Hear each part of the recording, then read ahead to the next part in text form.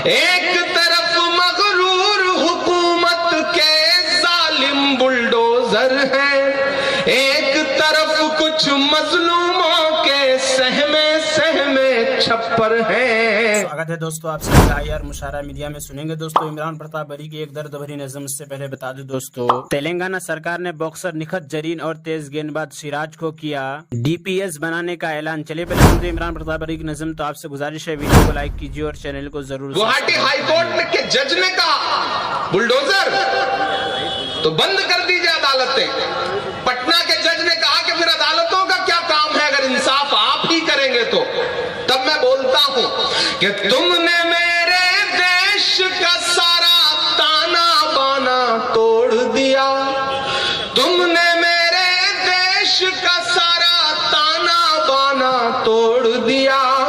प्यार मोहब्बत वाला तुमने हर अफसाना तोड़ दिया। पर तुमसे नहीं टूटेगा मेरा भारत, कैसे तोड़ोगे? छत तोड़ोगे लेकिन मेरी हिम्मत कैसे तोड़ोगे? मेरे हिंदुस्तान से मेरी निस्बत कैसे तोड़ोगे? निस्बत कैसे तोड़ोगे? कि एक तरफ मगरूर हुकूमत के जालिम बुलडोजर है, मध्य प्रदेश वालों, भोपाल वालों, एक तरफ मगरूर हुकूमत के जालिम बुलडोजर है, एक तरफ कुछ मजलूमों के सहमे सहमे छप्पर है। पर जालिम कहने की जुर्रत कैसे तोड़ोगे? छत तोड़ोगे लेकिन मेरी हिम्मत कैसे तोड़ोगे? मेरे हिंदुस्तान से मेरी निस्बत कैसे तोड़ोगे? निस्बत कैसे तोड़ोगे? याद है नरेंद्र मोदी जी कहते थे वो तो राजकुमार है, शहजादा है, लेकिन आज उसी राजकुमार, उसी शहजादे ने तथाकथित जो इनके शब्दों में आज वो हिंदुस्तान की सड़कों की धूल फांकता हुआ, एक एक इंसान को गले लगाता हुआ पूरे भारत में आगे बढ़ता जा रहा है। अब तक 2500 किलोमीटर पैदल चल चुका है वो शख्स, 2500 किलोमीटर। सिर्फ एक नारा, नफरत छोड़ो भारत जोड़ो। मैं गवा रहा हूं भोपाल वालों, मेरे रोंगटे खड़े हैं ये बात बताते हुए कि रायचूर के पास बेल्लारी में यात्रा गुजर रही थी, मैं राहुल जी के साथ चल रहा था पड़ोस में। मैंने देखा कि तकरीबन 70 साल की एक बुजुर्ग मां है, वो सड़क के किनारे खड़ी थी, भीड़ थी, धक्का लग रहा था। एकाएक राहुल जी की नजर पड़ी, राहुल जी ने उन्हें अपने करीब बुला लिया कि अम्मा आइए आप। तो वो अपने हाथ में उन्होंने कुछ ले रखा था, सिक्योरिटी वालों को लगा कि पता नहीं क्या है, तो वो चेक करने लगे। राहुल जी ने मना किया कि चेक मत करिए, उन्हें बुलाया। जब वो पास आई तो जानते हैं उनके हाथ में क्या था? 2 खीरा था उनके हाथ में, खीरा ककड़ी, आप समझते होंगे, खाने वाला। तो राहुल जी के लिए भी, सबके लिए बहुत हैरत वाली बात थी कि एक 70 साल की बुजुर्ग मां अपने हाथ में खीरा लेकर के आई है। तो राहुल जी ने कहा कि अम्मा ये क्या है? तो उस बूढ़ी मां ने जो बात कही वो सुनना भोपाल वालों। उन्होंने राहुल जी से कहा कि बेटा मेरे पास और कुछ था नहीं, ये जो खीरा है वो उस खेत का है कि जब तुम्हारी दादी इंदिरा गांधी ने भूमि सुधार उन्मूलन कानून लाया था तो मुझे थोड़ा सा खेत मिला था, ये उस खेत का उगाया हुआ खीरा है जो मैं तुम्हारे लिए लेके आई हूं। मेरे भाई, मैं ऐसे ऐसे मंजर देख के आया हूं। जानते हो क्यों परेशान है भाजपा? कल उनके एक बड़े प्रवक्ता ने कहा कि अरे राहुल गांधी जी तो बहुत लंबी यात्रा पे निकले हैं, चुनावी स्टेट में नहीं आ रहे। मैंने कहा बिना आए हिमाचल हार गए आप, जहां से नड्डा जी आते हैं।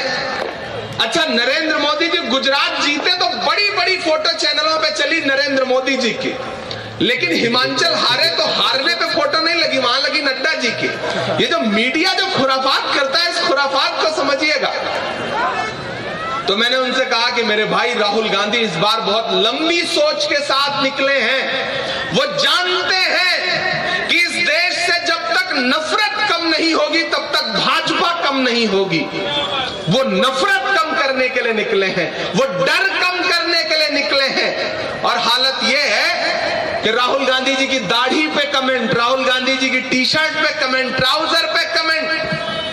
मेरे भाई, भारतीय जनता पार्टी के पास मुद्दे नहीं बचे हैं। बौखला गई है भाजपा, राहुल गांधी जी की यात्रा से बौखला गई है भाजपा। दोस्तों, इमरान प्रतापगढ़ी की नज़्म सुनने के बाद आप अपनी राय में क्या कहना चाहते हैं वो नीचे कमेंट बॉक्स में जरूर बताएं। अल्लाह ताला का इरशाद है, बेशक हमने नूह अलैहिस्सलाम को उनकी कौम के पास ये हुक्म देकर भेजा था कि अपनी कौम को डराइए इससे पहले कि इन पर दर्दनाक अजाब आए। चुनांचे उन्होंने अपनी कौम से फरमाया कि मेरी कौम, मैं तुम्हें साफ तौर पर नसीहत करता हूँ कि अल्लाह ताला की इबादत करो और उनसे डरते रहो और मेरा कहना मानो। ऐसा करने पर अल्लाह ताला तुम्हारे गुनाह बख्श देंगे और उम्मत के मुकर्ररा वक्त पर अजाब को मुअख्खिर रखेंगे, यानी दुनिया में भी अजाब से हिफाजत रहेगी और आखिरत में अजाब का ना होना तो जाहिर है।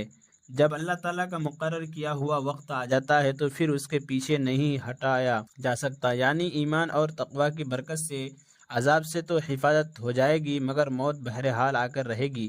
काश तुम ये बात समझते। जब एक लंबी मुद्दत तक इन बातों का असर कौम पर ना हुआ तो नूह अलैहिस्सलाम ने दुआ की, मेरे रब, मैं अपनी कौम को रात दिन दावत देता रहा मगर वो मेरे बुलाने पर दीन से और भी ज़्यादा भागने लगा।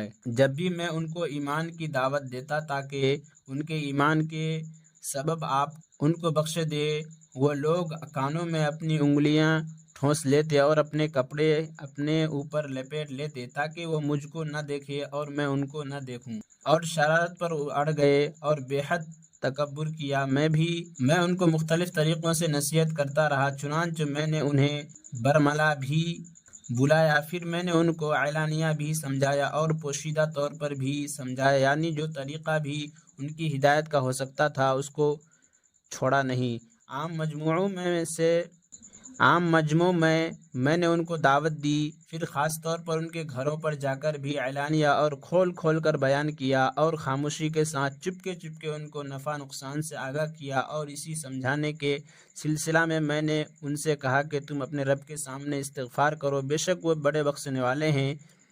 इस इस्तिग़फ़ार कर अल्लाह ताला कसरत से तुम पर बारिशें बरसाएंगे और तुम्हारे माल और औलाद में बरकत देंगे और तुम्हारे लिए बहुत से माल बाग लगा देंगे और तुम्हारे लिए नहरें जारी कर देंगे। तुम्हें क्या हो गया कि तुम अल्लाह ताला की अज़मत और जलाल का ख्याल नहीं रखते, हालांकि उन्होंने तुम्हें कई मरहलों में बनाया है।